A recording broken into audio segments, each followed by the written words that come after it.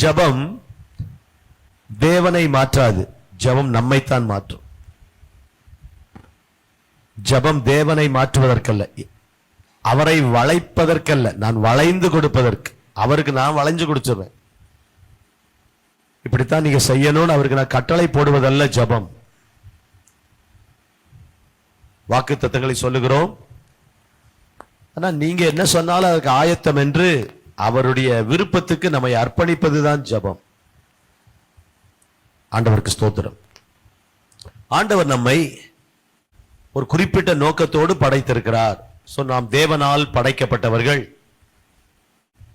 ஆண்டவரால் படைக்கப்பட்டிருக்கிறோம். சகலமும் அவரை கொண்டும் அவருக்கென்றும், சகலமும் அவரை கொண்டும் அவருக்கென்றும் சிருஷ்டிக்கப்பட்டது என்று வாசிக்கிறோம்.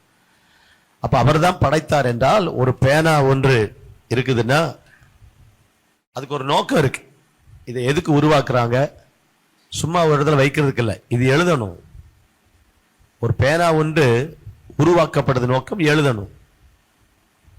எழுதாம இருந்தா பிரயோஜனம் இல்லை பாருங்க. அப்ப ஆண்டவர் அதே போல நம்மையும் அவர் படைத்தது ஒரு நோக்கத்தோடு கூட. அந்த நோக்கம் நம்மில் நிறைவேறுகிறதா? அதைத்தான் இந்த 40 நாள்ல நம்ம கற்றுக்கொள்கிறோம். ஆண்டவர் என்ன படைச்சது ஒரு காரணம் இருக்கு, அந்த காரணம், அந்த நோக்கம் நான் நிறைவேற்ற வேண்டும். ஆமென். கர்த்தருக்கு ஸ்தோத்திரம். அதை தெரிந்து கொள்ளணும், அதையே நிறைவேற்றணும்.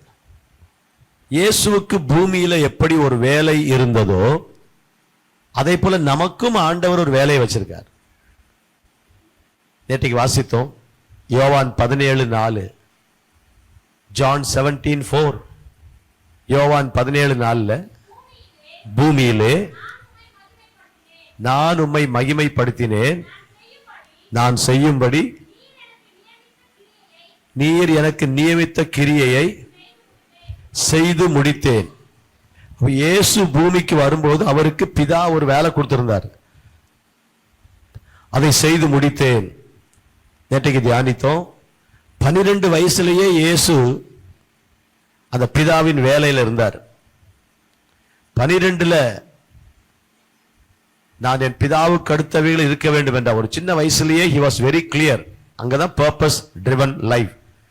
எதற்காக பிறந்தோம், நான் என்ன செய்ய பூமிக்கு வந்திருக்கிறேன்னு இயேசு தெளிவாய் அறிந்திருந்தார் 12 வயசுல. அப்படியே 12 நீங்க திருப்பி போட்டீங்கன்னா 21, 21 வருஷம் பொறுத்து செஞ்சு முடிச்சிட்டேங்கிறார். எதற்காக வந்தனோ அதை முடிச்சிட்டேன். அப்ப இதுதான் எல்லாருடைய வேலை. நம்ம எல்லாருக்கும் ஆண்டவர் இப்படி ஒரு வேலையை வச்சிருக்கிறார். ஆண்டவர் நம்முடைய உலக வேலை மத்தியில நம்ம ஒரு கம்பெனியில வேலை செய்யலாம், நம்ம ஸ்கூல்ல வேலை செய்யலாம், நாம இருக்கிற எந்த இடத்துலையும் நாம் இருக்கிற நிலையில அவரை உயர்த்தணும், அவரை வெளிப்படுத்தணும், அவரை மக்கள் அறியணும். அது நம்ம போக்கஸா இருக்கணும். கிறிஸ்துவை என் வாழ்க்கையின் மூலமாய் வெளிப்படுத்துவதுதான் என்னுடைய நோக்கம். ஆண்டவருக்கு ஸ்தோத்திரம். அப்ப சபைக்குள்ள வரும்போது ஆண்டவர் நமக்கு ஒரு வேலையை வச்சிருக்கிறாரு சொல்றோம். பொதுவா ஆசீர்வதிக்கப்பட வேண்டும் என்று நினைத்து வருகிறோம். ஆசீர்வாதம் எனக்கு வந்தா போதும், நம்ம வீட்டுக்கு போலான்னு நினைக்கிறோம். இல்ல, ஆண்டவர் நம்மளை ஆசீர்வதிப்பது இன்னொருவருக்கு ஆசீர்வாதமா இருக்க. நான் இன்னொருத்தருக்கு ஆசீர்வாதமா இருக்கத்தான் கர்த்தர் என்ன ஆசீர்வதிச்சிருக்கிறாரு. I am blessed to be a blessing. அப்படி எழுதிக்கங்க. I am blessed to be a blessing. I am blessed to be a blessing. நான் ஆசீர்வதிக்கப்பட்டது, அல்லது ஆசீர்வாதமாய் இருக்கவே ஆசீர்வதிக்கப்பட்டேன். நான் ஆசீர்வாதமாய் இருக்கவே ஆசீர்வதிக்கப்பட்டேன். அப்படி I am blessed to be a blessing. I am blessed to be a blessing. ஆசீர்வாதமாய் இருக்கவே ஆசீர்வதிக்கப்பட்டேன்.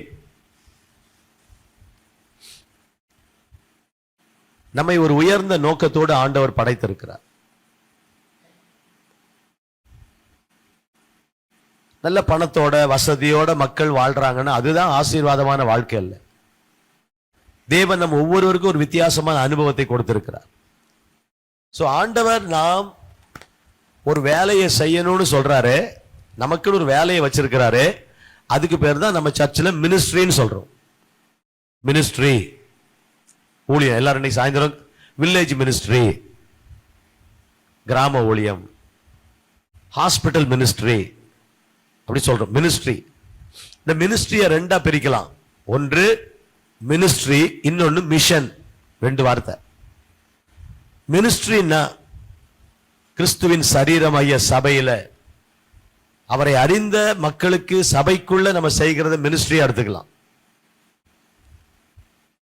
மிஷன்னா அவர் அறியாத மக்களுக்கு நம்ம செய்யக்கூடிய ஒரு வேலை.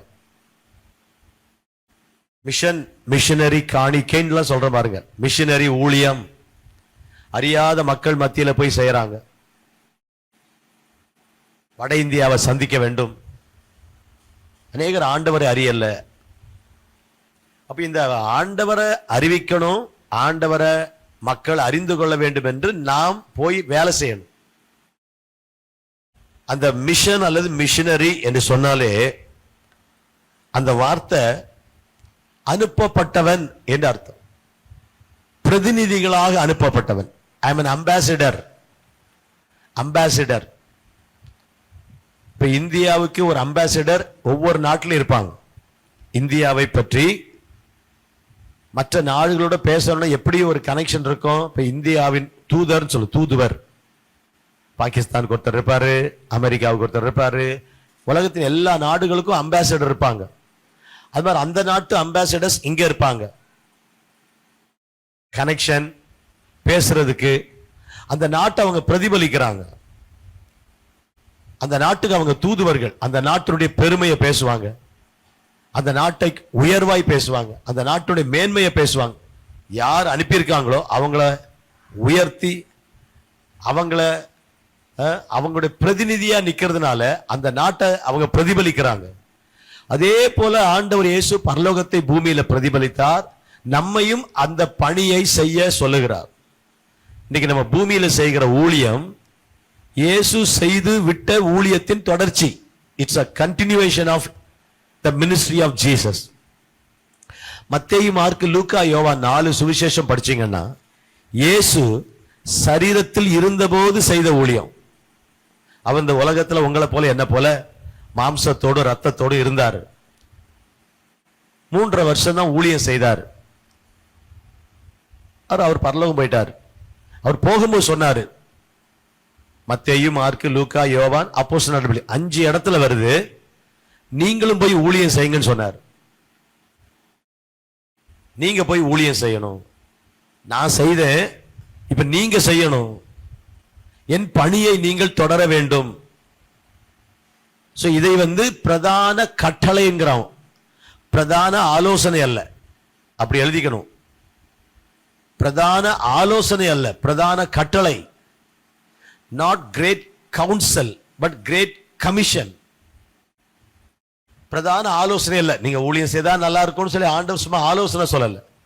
மத்தேயு சுவிசேஷத்துல 28ஆம் அதிகாரம் 18, 19, 20 படிச்சீங்கன்னா உலகம் எங்கிலும் போய் சகல ஜாதிகளையும் சுவிசேஷத்தை பிரசங்கம் பண்ணுங்கன்னு சொல்றாரு. அது பார்த்தா கிரேட் கமிஷன். மார்க் 16ஆம் அதிகாரத்திலே ரிப்பீட் ஆகுது. லூக்கா 24ஆம் அதிகாரத்துல அது ரிப்பீட் ஆகுது. யோவான் சுவிசேஷம் 20ஆம் அதிகாரத்துல ரிப்பீட் ஆகுது. அப்போஸ்தலர் 1ஆம் அதிகாரத்துல ஆகுது. 5 இடங்கள்ல நீங்க போய் ஊழியம் செய்யணும். நீங்கள் எனக்கு சாட்சிகள். நீங்களே எனக்கு சாட்சிகள். You are my witnesses. என்ன பார்த்தீங்க, நான் செய்ததெல்லாம் பார்த்தீங்க, நீங்க நான் செய்ததெல்லாம் நீங்க கவனிச்சிருக்கீங்க. போய் அதை சொல்லுங்க. என்னிடம் கற்றதை கண்டதை சொல்லுங்க. என்னிடம் கற்றதை, என்னிடம் கண்டதை. கண்டதை சொல்லுங்கல்ல, கண்டதையும் சொல்றது இல்ல, என்னிடத்தில் கண்டதை. தமிழ் கொஞ்சம் கவனமா கவனிக்கலன்னா வேற மாதிரி ஆயிடும். கண்டதை சொல்லுங்கன்னு அர்த்தம். என்னிடத்தில் கண்டதை, நீங்க என்னிடத்தில் கண்டதை சொல்லுங்கள், என்னிடத்தில் கற்றதை சொல்லுங்கள். சோ உங்களை பூமிக்கு நான் பிரதிநிதியா வச்சிருக்கேன். You are my ambassador. ஆண்டவருக்கு ஸ்தோத்திரம். 389ஆம் பக்கத்துல வாசித்தீங்கன்னா மினிஸ்ட்ரி மிஷன்ங்கிற 2 வேறுபாட்டை பார்க்கலாம். மினிஸ்ட்ரி மிஷன், விசுவாசிகளோடு நாம் பகிர்ந்து கொள்ளக்கூடிய ஒரு வேலையை மினிஸ்ட்ரின்னு எடுத்துக்கொண்டால், விசுவாசிகள் அல்லாத ஒரு கூட்டம் இருக்கா. நமக்கு பாருங்க 2 ஃபெல்லோஷிப் இருக்கு. ஒன்று, சபைக்குள்ள விசுவாசிகளோட பழகுற ஒரு வாய்ப்பு இருக்கு. 2வது, விசுவாசிகள் அல்லாத மக்கள் மத்தியில வாழ்றோம். நம்ம வீடு, நம்ம குடியிருக்கிற இடம், அப்படிப்பட்ட இடங்கள்ல நாம மட்டுமே சந்திக்கக்கூடிய சிலர் இருப்பாங்க. இப்ப நான் எத்தனையோ பேரை சந்திக்கிறேன், அது எனக்கு ஒரு வாய்ப்பு. எத்தனையோ பேரை சந்திக்கிறேன், என்ன ஆண்டவர் அப்படி வச்சிருக்கிறாரு, அது ஒரு உங்களை வச்சிருக்கிறாரு. நான் சந்திக்கிற ஆட்களை நீங்க சந்திக்காம இருக்கலாம், நான் போய் பார்த்து பேசுற ஆட்கள் நீங்க பேசாம இருக்கலாம். என்ன ஆண்டவர் இவங்களெல்லாம் சந்திக்கணும்னு ஆண்டவர் முன்குறிச்சி சிலர் மத்தியில வச்சிருக்கிறார். அவங்களுக்கு நான் தான் உத்தரவாதி. நான் யாரை சந்திக்கணும்னு ஆண்டவர் முன்குறித்தாரோ அவங்களுக்கு ஆண்டவர் அப்படி சொல்ல வேண்டிய பொறுப்பு என் மேல இருக்கு. அவர்களை குறித்த கணக்கை ஆண்டவர் என்னிடம் கேட்பார். அன்பானவர்களே, அதனால்தான் நம்ம நம்முடைய கார்டுலாம் வச்சு இன்னைக்கு 40 பேர் பேரை எழுதுங்கன்னு சொல்ல காரணம், இவங்களை குறித்து ஆண்டவர் நம்மகிட்ட கணக்கு கேட்பார். ஒரு பெரிய வேலை.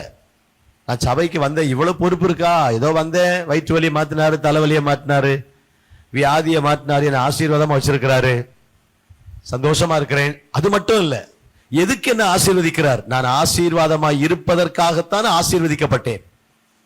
எத்தனை பேர் புரியுது? I am blessed to be a blessing. ஆசீர்வாதமா இருக்கவே ஆசீர்வதிக்கப்பட்டேன்.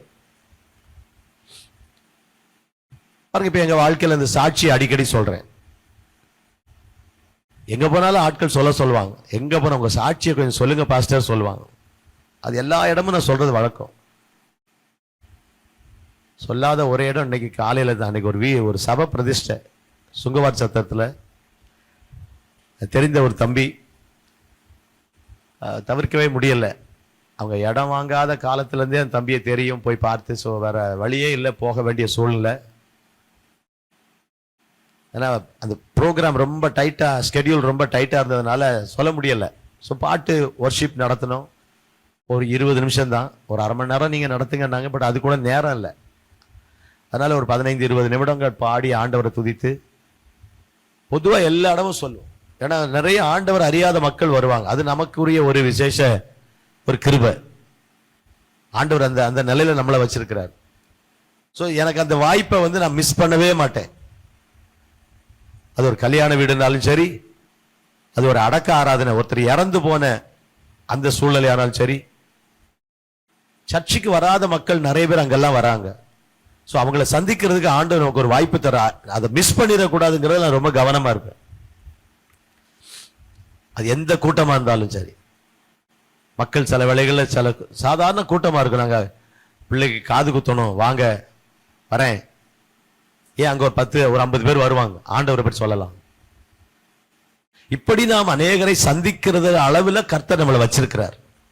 அவர்களுக்கு ஆசீர்வாதமா இருக்கத்தான் கர்த்தர் நம்மளை அழைத்திருக்கிறார். என்னைக்கோ வாழ்க்கை முடிஞ்சு போயிருக்கணும். பாருங்களேன், நம்ம உயிரோட இல்லைன்னா என்ன ஆண்டவருக்கு என்ன நஷ்டம் வந்துடும்?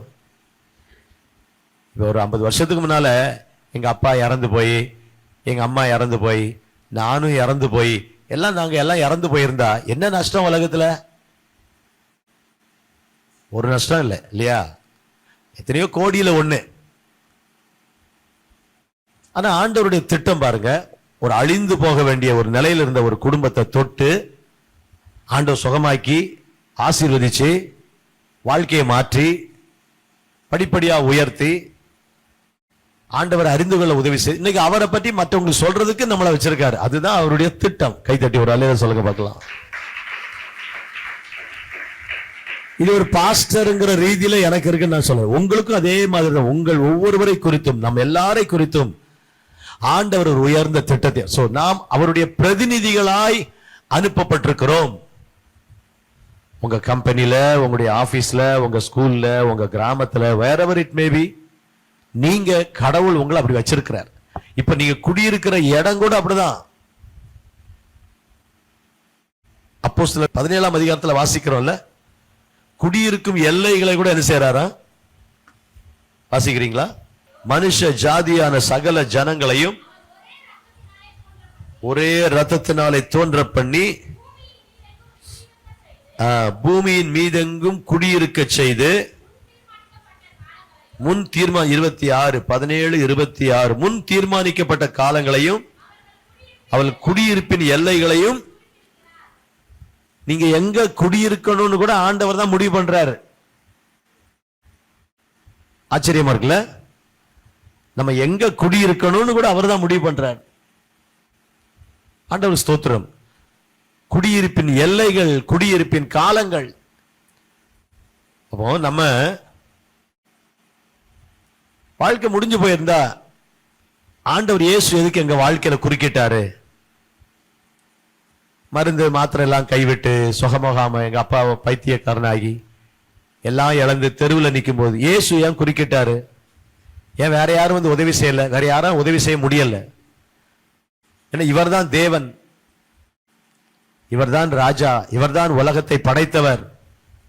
இவர் ஒரு நோக்கத்தோட படைத்தார். அந்த நோக்கத்தை நம்ம வாழ்க்கையை விட்டு அழிக்க பிசாசு நினைக்கிறான். அவர் குறுக்க வந்தாரு, நம்ம வாழ்க்கையை சந்திச்சாரு, நம்மளை மாத்தினாரு. எதுக்கு மாத்தினாரு? நம்மளை இன்னைக்கு மற்றவங்களுக்கு ஆசீர்வாதமா வைக்கிறதுக்காக மாத்தினாரு. ஆமேன்னு சொல்லுங்க. நான் முழு நேரமா இந்த வேலையை செய்யறேன். அதனால ஒரு ஃபுல் டைம் பாஸ்டர், ஒரு முழு நேரம் ஒரு போதகராக இதே தான் என்னுடைய வேலை. நான் முழு நேரமும் இதை செய்ய ஒப்பு கொடுத்துருக்கேன். எனக்கு இதுதான் வேலை. ரோட்டுக்கு போனா, கடைக்கு போனா, ஹோட்டல் போனா, பெட்ரோல் பங்கு போனா, எங்க போனாலும் ஆண்டவரை பற்றி சொல்லலாமாங்கிறதுல நான் கவனமா இருப்பேன்.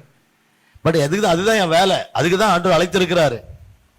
முழு நேர ஒவ்வொரு ஊழியர்களும் இதை நினைச்சு வாழ்ந்தா எவ்வளவு நல்லா இருக்கும். மற்ற எல்லாரும் அவரார் வேலைகள்ல, நம்ம செய்கிற வேலைகளை, ஒரு கொத்தனாரா, அந்த கொத்தனார் வேலையில நீங்க கர்த்தரை மகிமைப்படுத்தலாம். நீங்க ஒரு டீச்சரா, கடவுளை மகிமைப்படுத்தலாம். ஒரு ஆசிரியர், சரித்திர ஆசிரியர், ஹிஸ்டரி பாடம் நடத்தும் போதெல்லாம் போய் போர்டுல போய் எழுத ஆரம்பிக்கும் சொல்வாராம், அசோகரை பற்றி இன்றைக்கு பார்க்க போகிறோம். அசோகர் உங்களுக்கு தெரியுமா? தெரியாது சார்.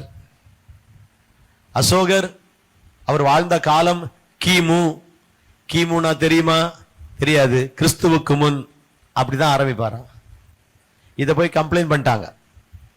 ஹெட் மாஸ்டர் டெய்லி வந்து சாமியை பத்தி சொல்றாரு, கடவுளை பத்தி சொல்றாரு சார். அவர் சொன்னார், நான் ஒரு சரித்திர ஆசிரியர், வரலாற்றை ஆதாரபூர்வமாய் சொல்ல வேண்டியது என்னுடைய. உலகத்துல யார் எங்க வாழ்ந்தாங்கிறத, கிறிஸ்துவுக்கு முன்னால வாழ்ந்தாங்களா, கிறிஸ்துவுக்கு கிமுவா கிபியான்னு சொல்ல வேண்டிய என்னுடைய கடமை. அதைத்தான் சொன்னேன் தலைமை ஆசிரியர். அவர்கள் என்ன பண்ண, தலைமை ஆசிரியரே பயந்து போய், இவர் கொஞ்ச நேரம் பேசணும் நம்மளே மாத்திடுவார்ட்டு, நீங்க போய் நடத்துங்க சார். புரியுதா? எந்த இடத்துலையும் நமக்கு ஞானம், எந்த இடத்துலையும். நான் ஒரு வரலாற்று ஆசிரியர் சார், அதனால எதையும் நான் வந்து வரலாற்று கண்ணோட்டத்தெல்லாம் சொல்லுவேன். அவர் கஜினி முகமதுவா, ஷாஜகானா, தாஜ்மஹாலா, எல்லாம் எப்போ? கிறிஸ்துவுக்கு முன்னாலேயா, கிறிஸ்துவுக்கு பின்னாலேயா? ஒரு வாய்ப்பு இருக்கு பாருங்க. ஆண்டவரை பற்றி சொல்றதுக்கு ஒரு வாய்ப்பு இருக்கு பாருங்க. அது எப்படி சொல்லலாம்? ஒவ்வொருவரும் ஒவ்வொரு விதத்துல சொல்லலாம். அதுக்குத்தான் நம்மள வச்சிருக்காரு ஆண்டவர். அல்லேலூயா சொல்லுங்க. யாரோ ஆண்டவர் நம்மளை ரட்சித்தது டைரக்டா பரலோகம் கொண்டு போறதுக்கு இல்ல. பரலோகம் போவோம், ஆண்டவரை ஏற்றுக்கொண்டோம், நம்ம அங்கதான் போவோம், அதுல சந்தேகம் இல்லை. இயேசுவை நீங்க ஏற்றுக்கொண்டு அவருக்காக வாழ்ந்தீங்கன்னா. ஆனா அதுக்காக மட்டும் ரட்சிக்கல, பரலோகத்துக்கு நிறைய பேரை நீங்க இழுத்துட்டு வரணும். நம்மளை பரலோகம் கொண்டு போறதுக்கு மட்டும் ரட்சித்தா இருந்தா, ஞானஸ்நான தொட்டிலிருந்து வெளியே வரும்போதே நேரா எங்க போயிருக்கணும்? நம்ம புஸ்வானம் போற மாதிரி நேரா அதை போறாரு சார் பரலோகம், ஞானஸ்நானம் எடுத்துட்டா நேரா பரலோகம் போறாரு. அதுக்காக ரட்சித்தார் ஆண்டவரே, பரலோகம் கொண்டு போறதுக்காக இல்ல. இந்த கான்செப்ட்லாம் நிறைய பேருக்கு தெரியறது இல்லை. ஆத்துமாக்கள் நம்மளை சுத்தி இருக்காங்க. உலகத்துல ஒரு மனுஷன் செய்யற உயர்ந்த வேலை என்ன தெரியுமா? வேலை செஞ்சு பணம் சம்பாதிச்சு இடம் வாங்கி வீட்டை கட்டி கட்டடம் கட்டி வண்டி வாங்கி கார் வாங்கி செட்டில் ஆகுறது இல்லைங்க. அழிந்து போகக்கூடிய அழிவை நோக்கி போகிற மனிதனை அழியாத பரலோகத்துக்கு கொண்டு போவதற்கு ஒரு வேலை செய்யற பாருங்க, அதுதான் உலகத்துல உயர்ந்த வேலை. இந்த வேலை பரலோக நித்தியத்தோடு சம்பந்தப்பட்டது. It's connected with eternity. இந்த உலகம் நித்தியமா? இல்ல. இந்த உலகம் நித்தியமா? இல்ல, அநித்தியம். காண்கின்ற உலகம் தேடவில்லை, காணாத பரலோகம். அதுதான் நிரந்தரம் இல்ல, அதான பாடம், நித்தியம் நிரந்தரம். இந்த உலகம் தற்காலம், கொஞ்ச காலம். கொஞ்ச காலம் இந்த பூமியிலே பாடுறமா இல்லையா? இதெல்லாம் எதுக்கு? இந்த உலகம் கொஞ்ச நாள் தான். நீ 60 70 80 வருஷம் வாழ்ந்தாலும் கொஞ்ச நாள் தான். அங்கதான் நிரந்தரம், அதுதான் நித்தியம். அப்போ ஒரு ஆளுக்கு நான் ஆண்டவர் அப்படி சொல்லும் போது அந்த நித்திய உலகத்துக்கு ஒரு ஆளை நான் ஆயத்தப்படுத்துறேன். அதுதான் என் வாழ்க்கையில நான் செய்யற நல்ல பணி, உயர்ந்த பணி. ஒரு எத்தனை பேரை நீங்க ஆண்டவருடைய பக்கம் பரலோகம் போறதுக்கு அல்லது நித்தியத்துக்கு கொண்டு போறதுக்கு நீங்க பிரயாசப்படுறீங்களோ, அதுதான் உங்க வாழ்க்கையில நீங்க செய்த சாதனை. வசனம் அழகா சொல்லுது, ஆத்துமாக்களை ஆதாயம் பண்ணுகிறவன் இல்ல, ஆத்துமாக்களை ஆதாயம் பண்ணுகிறவன் ஞானம் உள்ளவன். அப்போ ஒரு ஆத்தும ஆதாயம். இயேசுவே சொன்னார் பிரசங்கத்துல, மனுஷன் உலகம் முழுவதையும் ஆதாயப்படுத்திக் கொண்டாலும் தன் ஜீவனை நஷ்டப்படுத்தினால் what shall it profit a man if he gains the whole world and loses his soul? முழு உலகத்தையும் சொந்தமாக்கிட்டாலும் ஆத்துமாவை நஷ்டப்படுத்தினா லாபம் என்ன?